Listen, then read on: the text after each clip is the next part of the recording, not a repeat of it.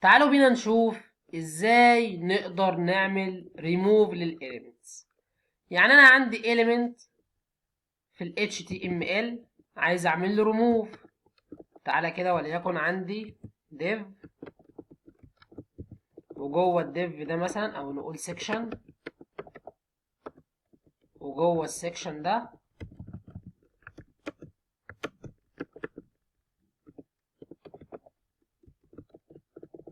هنضيف div، وجوه الديف ده نضيف مثلا h2، واضيف هنا اي تكست،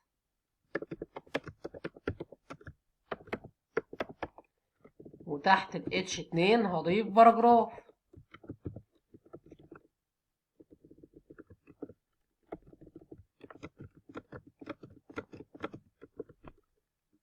وهاجي للسكشن ده وليكن هديله اي دي واسميه اي اسم، وليكن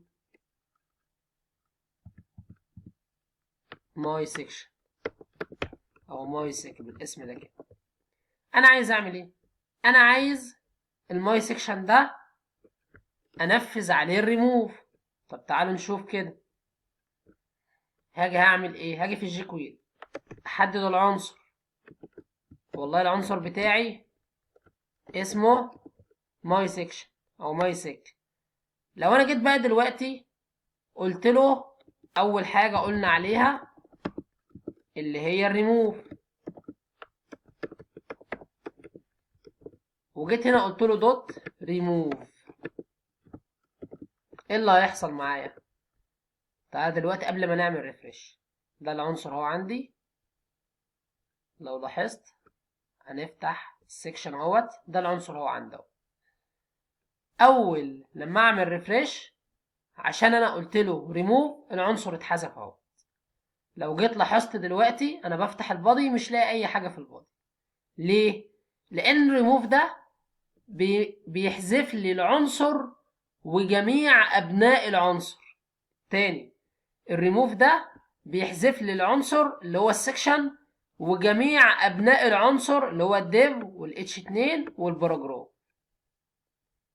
طب ما في عندي حاجه تانية، في عندي حاجه تانية اسمها الامتي. طب ايه الامتي دي؟ هاجي دلوقتي اشيل الريموف واضيف الامتي، واجي دلوقتي اعمل ريفريش، هلاقي هنا ايه؟ هلاقي هنا السكشن موجود لكن ابنائه بس هم اللي اتحذفوا. يعني السكشن موجود اهوت لكن ابنائه ستيل لسه موجوده، على عكس الريموف. تعالى كده في الريموف اشيل امتي واقول له ريموف. الريموف بيحذف لي العنصر وجميع ابناء العنصر، يعني العنصر نفسه مش موجود هنا، السكشن نفسه اتحذف خلاص. طب لو انا قلت له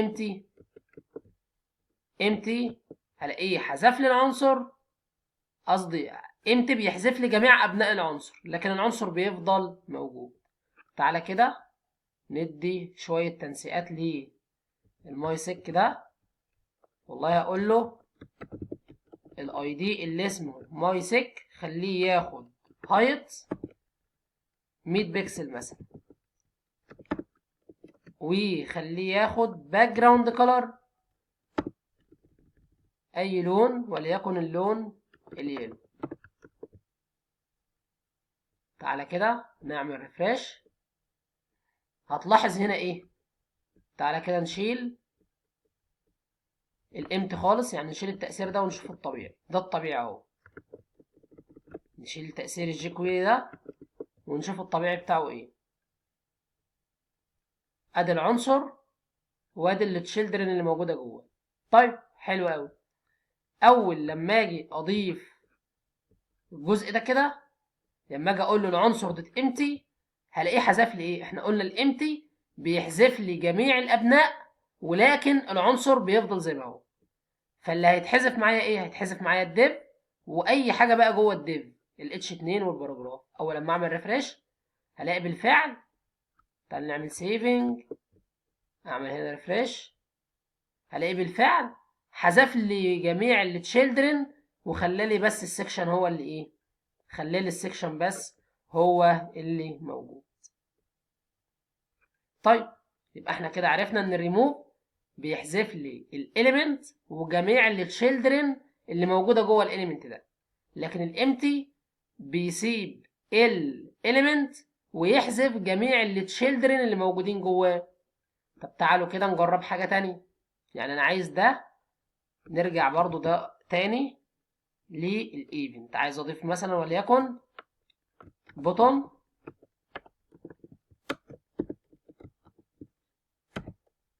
وهقول له البوتون ده خليه ياخد كلاس وليكن هقول له امتي، واعمل بوتون تاني واقول له هنا كلمة ايه امتي، واعمل بوتون تاني وهسميه ريموف، هديله كلاس ريموف. انت طبعا تقدر تديله اي كلاس تاني لكن ما علينا. يبقى انا كده اديته امتي واديته برضو تاني ريموف، اديته امتي واديته ريموف. لو انا جيت هنا هاجي بقى للامتي ده، تعال نحذف الكلام ده خلاص. عايز اعمل ايه؟ عايز اقول له ايه ببساطه خالص؟ انا عايز اقول له، تعال نعمل سيفنج، عايز اقول له لما تضغط على امتي نفذ لي الامتي، يعني فضي لي العنصر ده خالص، وما تضغط على ريموف فضي لي العنصر واحذف لي العنصر. طب تعال نشوف. فعايز اقول له هنا لما تعمل كليك على البوتون اللي واخد كلاس اسمه امتي، لما تكليك عليه نفذ لي الفانكشن دي، لما تكليك عليه نفذ لي الفانكشن دي. ايه اللي هيتنفذ؟ والله هقول له خلاص يعني الديف اللي اسمه ايه بقى، اللي اسمه مايسك. تعال نشوف اسمه ايه، واخد اي دي اسمه مايسك. الديف ده اول لما اضغط على امتي او على البوتون اللي اسمه امتي، الديف ده دوت امتي.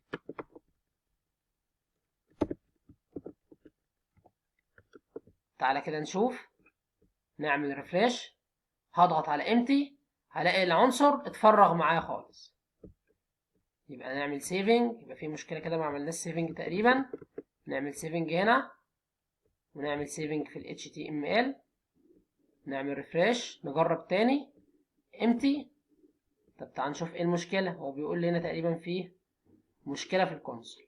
مشكله فين؟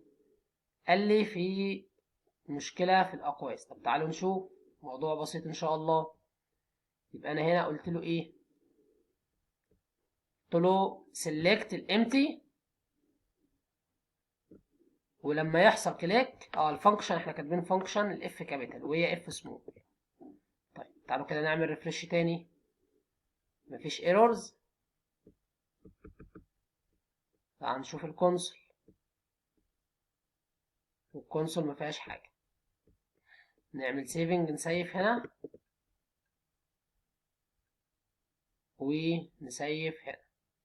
الماي سك ديت اي دي، الماي سك هنا اي دي مش كلوز. طيب المفروض بقى يشتغل بقى، نضغط على امتي وبالفعل اشتغل معايا. لو انا رحت للاليمنتس هلاقيه فضلي ايه؟ فضلي الديف خالص. طيب نفس النظام، عايز اقول له بالنسبه للبوتون اللي اسمه ريموف، بالنسبه للبوتون اللي اسمه ريموف دوت كليك، لما يحصل كليك نفذ لي الفانكشن دي. لما يحصل كليك نفذ لي الفانكشن دي. ايه اللي هيحصل؟ هقول له الديف اللي اسمه my sec dot remove، my sec dot remove يعني ايه؟ يعني احذف لي الماي سك ده بالتشيلدرن اللي جواه. تعالى كده نجرب، نعمل ريفريش. طيب لو جينا قلنا ريموف هلاقي العنصر اتحذف خالص. يعني ده بقى يوضح لك الفرق بين الاثنين. ريموف العنصر بينحذف والتشيلدرن اللي موجودين جواه. بص كده جوه البادي هتلاقي ما عادش موجود اصلا غير التو بوتومز. طب تعالى نعمل ريفريش، هنضغط جوه الامتي، ها العنصر لسه موجود لكن جميع التشيلدرن اللي جواه اتحذفوا خالص. وده كان الفرق بين الريموف والامتي.